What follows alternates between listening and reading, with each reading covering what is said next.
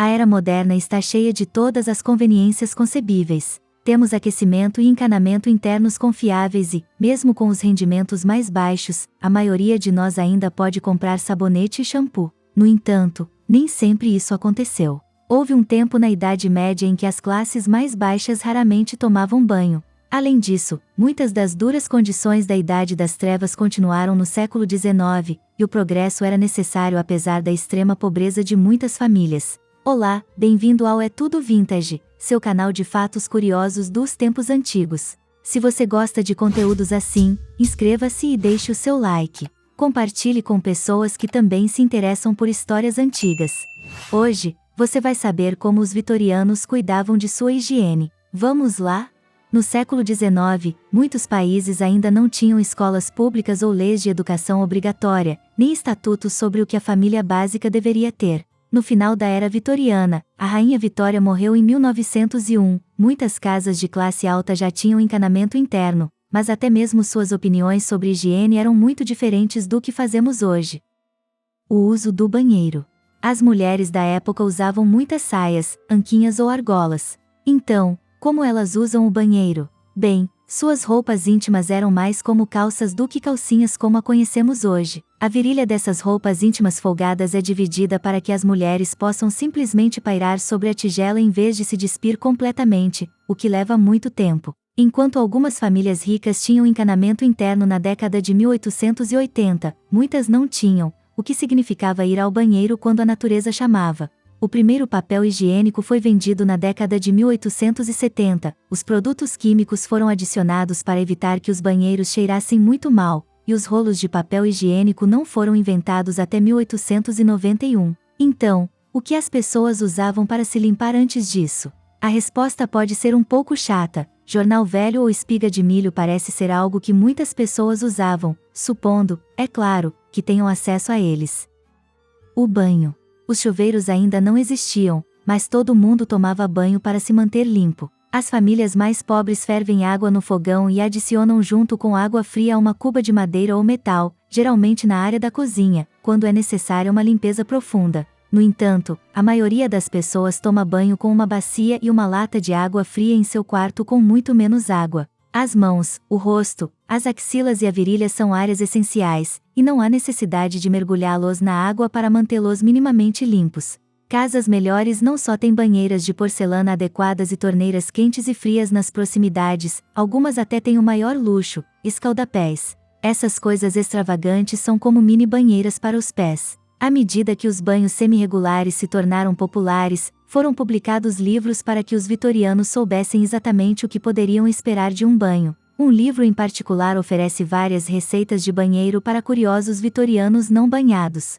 Como uma lenda urbana sobre natação, as pessoas são aconselhadas a não tomar banho por 4 horas depois de comer uma grande refeição. Os vitorianos também foram avisados para não lavar o rosto enquanto viajam, a menos que possam purificar a água com álcool ou amônia. Um dos regimes de beleza mais populares recomenda o banho russo, que envolve lavar o rosto com água extremamente quente e fria para ajudar a prevenir rugas. Lavar o cabelo. Os penteados das mulheres vitorianas eram muitas vezes tão delicados que eram menos propensos a iniciar todo o processo de lavagem, secagem e modelagem até que fosse definitivamente a hora de lavar o cabelo. Na época, o cabelo das mulheres era considerado sua maior glória, então quanto mais comprido e saudável, melhor.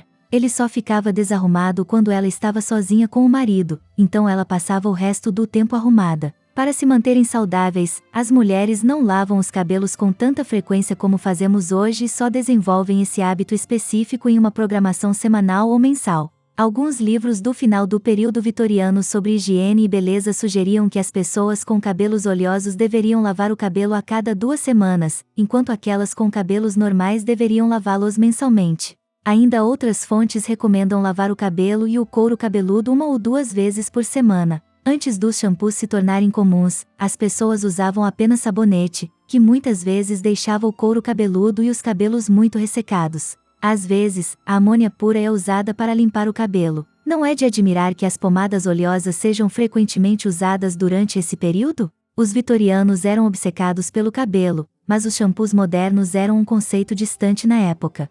As mulheres muitas vezes quebravam alguns ovos em suas cabeças, enfiavam-nos nos cabelos e lavavam os ovos com uma panela de água. Vinagre diluído em água é outra opção popular. De fato, muitos itens relacionados à culinária eram substitutos populares antes do shampoo. Alecrim, chá preto e rum são considerados substâncias de shampoo perfeitamente normais. Absorventes. Apesar das muitas deficiências da higiene vitoriana, esta era marcou a primeira vez na história que a higiene das mulheres foi realmente abordada na sociedade dominante. Os tampões descartáveis foram inventados no final do século XIX, e até mesmo versões anteriores de tampões foram usadas nessa época. As mulheres também descobriram que as bandagens comumente usadas para feridas de tropas podem ser usadas para cuidados menstruais devido à sua base de polpa de madeira. Perfume pessoal. Nos dias em que loções e desodorantes eram comuns, as pessoas tinham poucas opções para mascarar o mau cheiro ou roupas velhas. As mulheres ricas podem comprar perfume ou colônia, mas o pó é mais barato. Isso também é muito bom para absorver a umidade. Para os homens, o perfume mais comum é o Beirum, um perfume único que a maioria das pessoas não aprecia hoje em dia, embora ainda seja feito. O rum condimentado e perfumado foi inventado por marinheiros em 1500 para mascarar os odores corporais. Para aqueles que não podem pagar esses luxos, manter-se limpo é a única opção para evitar odores rançosos. As mulheres usam escudos para proteger suas roupas do suor nas axilas, mas também nunca lavam suas roupas externas. Apenas roupas íntimas são esfregadas, saias e casacos são esfregados, nunca submersos. Higiene oral. A odontologia não era muito avançada em 1800, e a maioria dos procedimentos que um dentista podia realizar era simplesmente a extração de dentes cariados. As pessoas escovam os dentes, às vezes apenas polvilham sal nos dedos e esfregam os dentes, e às vezes usam galhos desgastados. A escova de dentes como a conhecemos hoje foi inventada em 1857, mas não foi até o advento das cerdas de nylon na década de 1930 que as escovas de dente se tornaram mais comuns, especialmente quando soldados retornando da Europa na década de 1940 trouxeram de volta o hábito de escovação diária da Europa.